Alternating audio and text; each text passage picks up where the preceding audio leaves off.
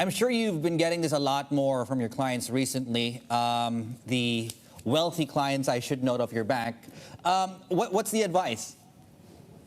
Well, David, funny you should ask. Last night we had quite an extended Global Investment Committee meeting where, as you can imagine, inflation was front and center. Actually, we tilt very much towards the Fed take on what's happening in the United States. We feel that the imbalances evident right now in supply chains, in the labor market, are likely to resolve potentially by the second to third quarter of this year. We're forecasting and expect inflation to measure in the United States on an annualized basis 2.8%. For 2021 before moderating to 2.1% next year. So there's a base effect at work. There are imbalances I mentioned in the labor market and supply chain. We still continue to see this phenomena as somewhat temporary and transitory in nature. And John, not to push back, but it seems also it's not just inflation expectations. It's the rate of change in those inflation expectations. You look at the surprise indices, for example. It doesn't seem markets have a good grip, let's put it that way, of inflation coming through, transitory or not. What does it mean very, very short term? Well, look, I mean, you're absolutely right, David. The expectations aspect, the emotional rate of change, if you will, on inflation is particularly volatile right now. And it's a fact also that some of the economic indicators that we have been seeing are surprising to the upside. Another way to look at that, of course, is that the hurdle now is even higher for subsequent economic surprises. Our general view is that, yes, it remains a risk.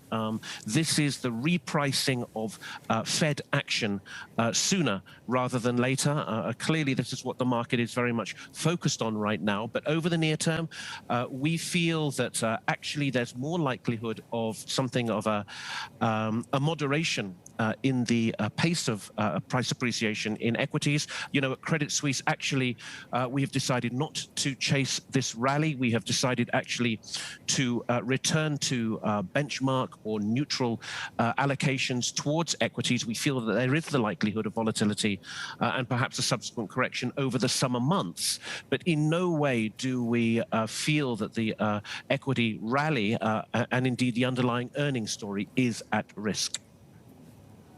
And within that, despite you guys going neutral, I know you like places like Thailand and South Korea. Tell us why.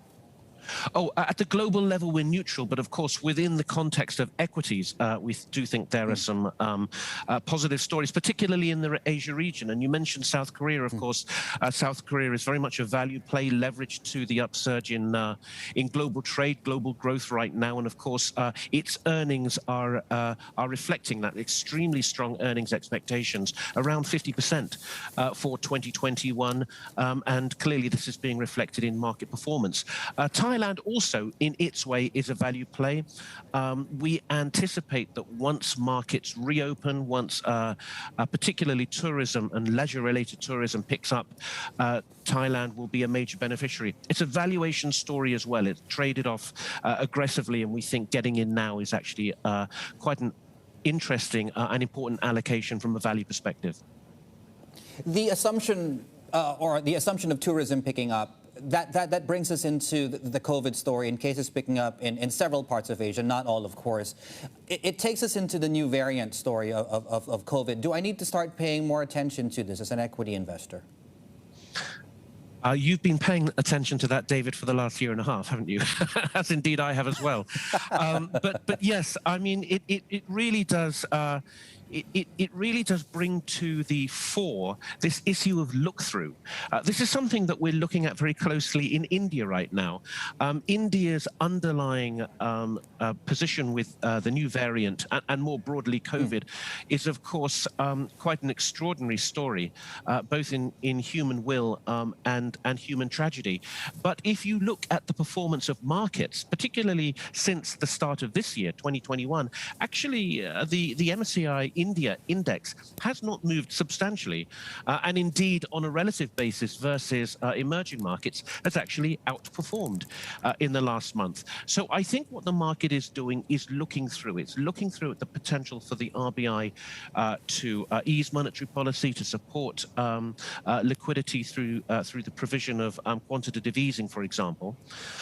And for that reason, markets have not traded off substantially. In our view, just to say, in India, we consider the market as trading rich relative to other markets in Asia, and actually we're market weight neutral, India for the time being.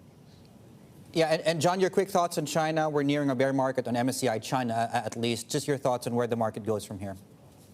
Look, I think it continues to trade down. There's an issue with China. I don't believe it's really to do with decelerating economic growth. I think it's more about regulatory intervention. I think it's possibly all a little bit about deleveraging as well. And I think this is weighing on the extremely important tech sector. I think that's likely to continue. I wouldn't be at all surprised if we were to see some sort of ongoing 10% correction in the MSCI China over the next quarter or so.